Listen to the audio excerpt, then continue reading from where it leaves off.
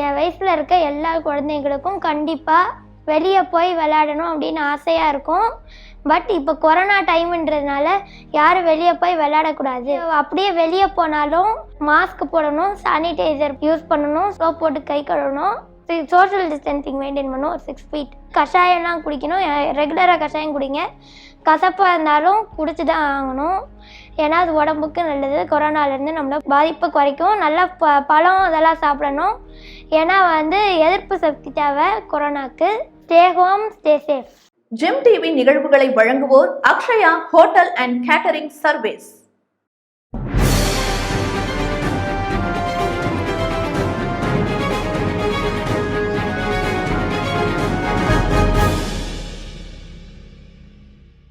GeM top 10 நிகழ்வுகளுக்காக நான் உங்கள் வித்யா. நிகழ்வுகளை காணலாம். இந்தியாவில் கடந்த 24 மணி நேரத்தில் 84,332 பேருக்கு கொரோனா தொற்று உறுதி செய்யப்பட்டுள்ளது. 4,002 பேர் பெருந்தொற்றுக்கு பலியாகியுள்ளனர். 1,21,000 பேர் குணமடைந்து வீடு திரும்பியுள்ளனர். கொரோனா பாதித்து குணமடைந்தவர்கள் விகிதம் 95% தாண்டியுள்ளது. சிகிச்சையில் உள்ளவர்கள் எண்ணிக்கை 11 லட்சத்திற்கும் கீழ் குறைந்துள்ளது. மாநில வாரியாக தினசரி பாதிப்பு அடிப்படையில் 15,759 பேருக்கு தொற்று உறுதி செய்யப்பட்டு தமிழகம் முதலிடத்தில் உள்ளது. 14,233 பேருக்கு உறுதி செய்யப்பட்டு கேரளம் 2ஆம் இடத்திலும், 11,766 பேருக்கு உறுதி செய்யப்பட்டு மகாராஷ்டிரம் 3ஆம் இடத்திலும் உள்ளது. நாட்டில் கொரோனா தடுப்பூசி போட்டுக் கொண்டவர்களின் எண்ணிக்கை 25 கோடியை நெருங்குகிறது. தமிழக முதலமைச்சர் மு க ஸ்டாலின் ஜூன் 17ஆம் தேதி புதுதில்லி சென்று அங்கு பிரதமர் நரேந்திர மோடியை சந்தித்து பேசவுள்ளார். தமிழக முதல்வராக பொறுப்பேற்ற பிறகு முதலமைச்சர் ஸ்டாலினின் முதல் தில்லி பயணமாக இது அமைகிறது. இதற்காக அவர் ஜூன் 16ஆம் தேதி சென்னையிலிருந்து புறப்பட்டு தில்லி செல்லவுள்ளார். 17ஆம் தேதி புதுதில்லியில் பிரதமர் நரேந்திர மோடியை சந்தித்து பேசிவிட்டு அன்றைய தினமே சென்னை திரும்புகிறார். இந்த சந்திப்பின் போது தமிழக முதல்வர் ஸ்டாலின் தரப்பில் தமிழக அரசின் பல்வேறு கோரிக்கைகள் அடங்கிய அறிக்கை அளிக்கப்பட உள்ளது. ஜிஎஸ்டி நிலுவைத் தொகையை வழங்குதல், மத்திய அரசு சார்பில் வழங்க வேண்டிய பல மேம்பாட்டு திட்டங்களுக்கான நிலுவைத் தொகைகள், தமிழகத்தில் நீட் தேர்வை ரத்து செய்வது உள்ளிட்ட தமிழக அரசின் பல்வேறு கோரிக்கைகள் அடங்கிய அறிக்கை அளிக்கப்பட உள்ளதாக கூறப்படுகிறது. சென்னை தலைமை செயலகத்தில் உயர்கல்வித்துறை அமைச்சர் பொன்முடி தலைமையில் துறை அதிகாரிகளுடன் ஆலோசனைக் கூட்டம் நடைபெற்றது. இந்த கூட்டத்திற்கு பின் செய்தியாளர்களை சந்தித்த அமைச்சர் பொன்முடி, பேராசிரியர் நியமனங்களில் முறைகேடுகள் குறித்து ஆராய IAS குழு ஒன்று அமைக்கப்பட்டு புகார்கள் குறித்து விசாரித்து நடவடிக்கை எடுக்க தமிழக அரசு ஏற்பாடு செய்யும் என்று தெரிவித்தார். மேலும் 9ஆம் வகுப்பு பொதுத் தேர்வின் மதிப்பெண் அடிப்படையில் 11ஆம் வகுப்பு மற்றும் பாலிடெக்னிக் மாணவர் சேர்க்கை நடைபெறும் என்று தெரிவித்த அவர், இந்த கல்வியாண்டு முதல் மாணவர்கள் விருப்ப மொழியாக தமிழ் மொழியை தேர்வு செய்து கொள்ளலாம் என்றும் அவர் தெரிவித்தார். தொழில்நுட்ப இயக்ககத்தை சார்ந்த அதிகாரிகளோடு நானும் உயர்கல்வித்துறை செயலர் அவர்களும் கலந்து சில முடிவுகளை எடுத்திருக்கிறோம். அந்த அடிப்படையில் பாலிடெக்னிக் தொழில்நுட்ப கல்லூரியில் முதலாண்டு சேருவதற்கு 11ஆம் வகுப்பிற்கு சேருவதற்கு எந்த அடிப்படையில் சேர்க்கப்படுகிறார்களோ அதே அடிப்படையில் பாலிடெக்னிக் மாணவர்களும் 1ஆம் ஆண்டு சேர்க்கப்படுவார்கள். அதாவது 9ஆம் வகுப்பிலே பெற்ற மதிப்பெண்கள் அடிப்படையில் அவர்கள் சேர்க்கப்படுவார்கள்.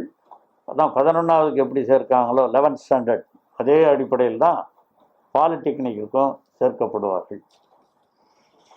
அதில் அரியர்ஸ் போன வருஷம் 10வது பாஸ் பண்ணுங்கன்னா அந்த மார்க்கை எடுத்துப்போம். அந்த அடிப்படையில் அவர்கள் சேர்க்கப்படுவார்கள்.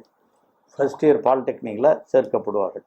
ஏன்னா இப்போ நிறைய மாணவர்களாக தான் கேட்டுக்கிட்டு இருக்காங்க, எங்களுக்கு அட்மிஷன் சொல்லிட்டு 11ஆம் வகுப்பிற்கு எப்படி மாணவர்கள் சேர்க்கப்படுகிறார்களோ அதே அடிப்படையில் பாலிடெக்னிக் மாணவர்களும் சேர்க்கப்படுவார்கள். 9வது வகுப்பு மதிப்பெண்கள் அடிப்படையில் அவர்கள் சேர்க்கப்படுவார்கள். குறிப்பாக 51 அரசு பாலிடெக்னிக் கல்லூரிகளில் விண்ணப்பங்கள் பெறப்பட்டு அந்த அடிப்படையில் அவர்களும் சேர்க்கப்படுவார்கள். இது நம்பர் 1. 2வதாக அதில் பெரும்பாலும் அந்த பாலிடெக்னிக் மாணவர்கள் என்ன பண்ணுறாங்க, அவங்க இப்போ இன்ஜினியரிங் அண்ணா பல்கலைக்கழகத்தில் நான் முதல்ல உங்களுக்கு சொல்லியிருக்கோம், உங்களுக்கு தெரியும். இப்போ அந்த தேர்வை தள்ளி வச்சுட்டு முதல்ல தேர்வு நடத்துகிறோம். அந்த தேர்வுக்கு குறிப்பிட்ட அந்த 4 ஆண்டுகள் 8 செமிஸ்டர் தேர்வு தான் முதல்ல அலவுடு. 4 வருஷம் முடிஞ்சு அடுத்த 4 வருஷம் 7 செமிஸ்டர் அவங்க எழுதலாம்னு சொல்லி இருந்தது. அதை இப்போ வந்து அந்த மாதிரி 5000 ரூபா கட்டி அவங்க எழுதலான்னு அலோவ் பண்ணியிருக்கோம். அந்த மாதிரி பாலிடெக்னிக்லேயும் அவங்க வந்து 8 செமிஸ்டர் எழுதலான்னு இருந்தது. அந்த 8 செமிஸ்டர் கூட என்னன்னாக்கா 6 செமிஸ்டர் தொடர்ந்து எழுதலாம். அதுக்கப்புறம் ஒரு கேப் கொடுத்துட்டு அப்புறம் தான் 7வது எழுதலான்னு இருந்தது. அந்த கேப்பை எடுத்துடுறோம். 6, 7, 8 எழுதலாம். அந்த 8 செமிஸ்டர் எழுதினதற்கு பிறகு அவர்கள் மீண்டும் எழுத விரும்பினால் சென்னை கீழ்ப்பாக்கம் அரசு மருத்துவமனையில் சுகாதாரத்துறை அமைச்சர் மா சுப்பிரமணியன் மற்றும் சுகாதாரத்துறை செயலாளர் ராதாகிருஷ்ணன், அண்ணா நகர் சட்டமன்ற உறுப்பினர் மோகன் ஆகியோர் கரும்பூஞ்சை நோயால் பாதிக்கப்பட்ட நோயாளிகளை பார்வையிட்டு ஆறுதல் கூறினர். பின்னர் செய்தியாளர்களை சந்தித்த கல்லூரி முதல்வர் சாந்திமலர், மருத்துவமனையில் கரும்பூஞ்சை நோயினால் பாதிக்கப்பட்ட ஆரம்பத்திலேயே கண்டறியப்பட்டு 10 நோயாளிகள் சிகிச்சை பெற்று வருகின்றனர் என்று தெரிவித்தார். மேலும் கரும்பூஞ்சை நோய் ஆரம்பத்திலேயே கண்டறியப்பட்டால் உடனடியாக மருத்துவமனைக்கு வந்து சோதனை செய்து கொள்ள வேண்டும் என்றும் கேட்டுக்கொண்டார். மகாராஷ்டிரா, பீகார் போன்ற பல்வேறு மாநிலங்களிலிருந்து வெங்காயம் போன்ற பொருட்களை கொண்டு வருகிற லாரிகள் இங்கே பார்த்தோம். ஆணையரிடத்தில் கேட்டேன், இந்த லாரிகளில் வருபவர்களுக்கும் இங்கே தடுப்பூசி வழங்கப்படுமா என்று கேட்டேன். அவர் சொன்னார், இது மாவட்டங்களை கடந்து மாநிலங்களை கடந்து அனைத்து இந்திய அளவில் வருகிற தொழிலாளர்கள், லாரி ஓட்டுநர்கள் எல்லோருக்குமே ஒரு பாதுகாப்பு தருகிற நிகழ்வாக தடுப்பூசி போடும் பணிகள் நடைபெற்றுக் கொண்டிருக்கிறது என்கின்ற விஷயத்தை சொன்னார். இப்படி வருபவர் மத்திய அரசு கொள்முதல் செய்து மாநிலங்களுக்கு அதிக அளவில் தர வேண்டும் என்கின்ற கோரிக்கையை வைத்து பிரதமருக்கு கடிதம் எழுதி இப்போ நான் ஏற்கனவே சொன்னோம், ஜூன் மாதத்துக்கான வரவு என்பது 42 லட்சம். அந்த 42 லட்சத்தில் ஏற்கனவே ஒரு 5.5 லட்சம் அளவுக்கு வந்தது. நேற்றைக்கு முன்தினம் ஒரு 85,000 வந்தது. நேற்றைக்கு ஒரு 3,65,000 வந்தது. இப்பொழுது 10 மணிக்கு 1,26,000 வரவிருக்கிறது. இன்று மாலை ஒரு 3 லட்சம் கோவிஷீல்டு வரவிருக்கிறது. ஆக வந்து கொண்டிருக்கிறது.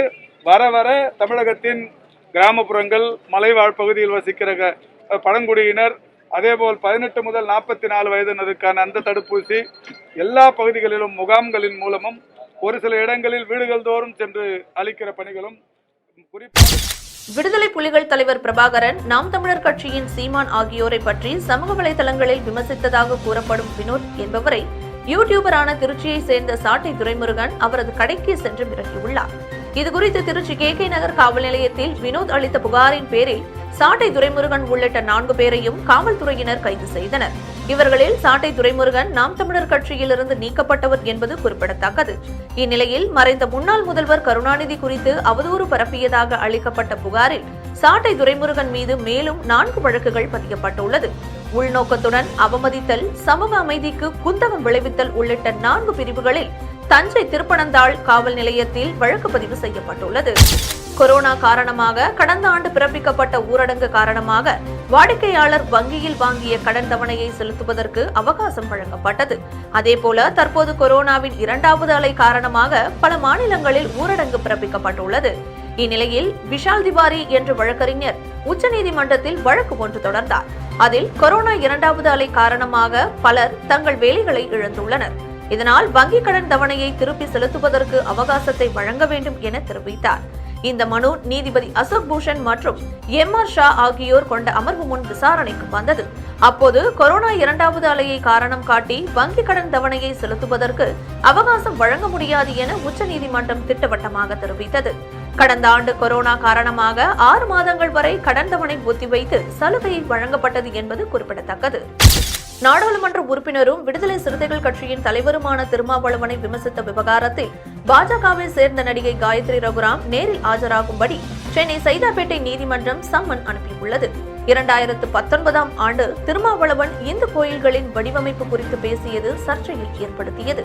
இதனையடுத்து பாஜகவை சேர்ந்த காயத்ரி ரகுராம் திருமாவளவனை விமர்சித்து ட்விட்டரில் பதிவிட்டிருந்தார். இந்நிலையில் விடுதலை சிறுத்தைகள் கட்சி சார்பில் சைதாப்பேட்டை குற்றவியல் நடுவர் நீதிமன்றத்தில் அவதூறு வழக்கு தாக்கல் செய்யப்பட்டது. இந்த வழக்கு விசாரணைக்கு வந்தபோது நேரில் ஆஜராகி விளக்கம் அளிக்கும்படி நடிகை காயத்ரி ரகுராமுக்கு சம்மன் அனுப்ப உத்தரவிட்ட நீதிபதி வழக்கை ஜூலை 12ஆம் தேதிக்கு ஒத்திவைத்தார். 10 மற்றும் 11ஆம் வகுப்பு மாணவர்கள் தங்கள் பெயரில் திருத்தங்கள் ஏதும் இருப்பின் இணையதளம் மூலம் மேற்கொள்ளலாம் என பள்ளி கல்வித்துறை தெரிவித்துள்ளது. அரசு தேர்வுகள் இயக்கக இணையதளத்தில் பள்ளி அளவில் வழங்கப்பட்டுள்ள அடையாள அட்டை பயன்படுத்தி திருத்தம் செய்யலாம் என தெரிவிக்கப்பட்டுள்ளது. திருத்தங்கள் மேற்கொள்ள இதுவே கடைசி வாய்ப்பு என்றும் 14ஆம் தேதி முதல் 17ஆம் தேதி வரை இந்த பணியை மேற்கொள்ளலாம் என்றும் பள்ளி கல்வித்துறை தெரிவித்துள்ளது. மதிப்பெண் சான்றிதழ் தயாரிக்கும் பணி துவங்க உள்ள நிலையில் இந்த அறிவிப்பு வெளியாகியுள்ளது. குமரி தந்தை மார்ஷல் என போற்றப்படும் நேசமணியின் 127வது பிறந்த தினத்தை முன்னிட்டு நாகர்கோவிலில் உள்ள அவரது நினைவு மண்டபத்தில் மார்ஷல் நேசமணியின் சிலைக்கு தொழில்நுட்பத்துறை அமைச்சர் மனோ தங்கராஜ், மாவட்ட ஆட்சியர் அரவிந்த், நாகர்கோவில் சட்டமன்ற உறுப்பினர் MR காந்தி மற்றும் குமரி கிழக்கு மாவட்ட காங்கிரஸ் தலைவரும் வழக்கறிஞருமான ராதாகிருஷ்ணன், கிழக்கு மாவட்ட திமுக செயலாளர் சுரேஷ்ராஜன் உட்பட மார்ஷல் நேசமணியின் குடும்பத்தார் ஆகியோர் குமரி தமிழ் எல்லை போராட்ட தியாகி நேசமணி சிலைக்கு மலர் தூவி மரியாதை செலுத்தினார்கள். இந்திய அணி இலங்கைக்கு எதிராக 3 நாள் போட்டிகள் மற்றும் 3 T20 போட்டிகளில் கொண்ட தொடரில் விளையாட உள்ளது. ஜூலை 13 முதல் 25ஆம் தேதி வரை இந்த போட்டிகள் நடைபெற உள்ளது. இந்நிலையில் இந்த தொடரில் விளையாட போகும் வீரர்களின் பட்டியலை BCCI வெளியிட்டுள்ளது. இந்த அணியின் கேப்டன் விராட் கோலியும் துணை கேப்டன் ரோஹித் சர்மாவும் இங்கிலாந்துக்கு எதிரான டெஸ்ட் தொடரில் இருப்பதால் இலங்கைக்கு எதிரான தொடரில் இந்திய அணியின் ஷிகர் தவான் கேப்டனாக நியமிக்கப்பட்டுள்ளார். இந்த தொடரில் பங்கேற்கும் இந்திய அணியினர் மும்பையில் இருக்கும் ஹோட்டலில் 14 நாட்கள் தங்களை தனிமைப்படுத்திக் கொள்ள இருக்கின்றனர். இந்திய அணியினர் தனிமைப்படுத்திக் கொள்ள இருக்கும் காலங்களில் அவர்களுக்கு 3 முறை கொரோனா பரிசோதனை மேற்கொள்ளப்படும். பின்பு மும்பையில் இருந்து இலங்கையின் கொழும்பு நகருக்கு செல்லும் இந்திய அணியினர் அங்கு 7 நாட்கள் தனிமைப்படுத்தப்படுவார்கள். அதன் பின்பு பயிற்சிகளை தொடங்குவார்கள் என தெரிவிக்கப்பட்டுள்ளது. இரு அணிகளுக்கு இடையிலான முதல் ஒருநாள் போட்டி ஜூன் 12ஆம் தேதி நடைபெறுகிறது. இந்த தொடரில் 3 நாள் மற்றும் T20 போட்டிகள் அனைத்தும் கொழும்புவில் இருக்கும் பிரேமதேசா மைதானத்தில் நடைபெறுகிறது. டாப் 10 நிகழ்வுகளை காண ஜெம் டிவியை காண தவறாதீர்கள். நன்றி, வணக்கம்.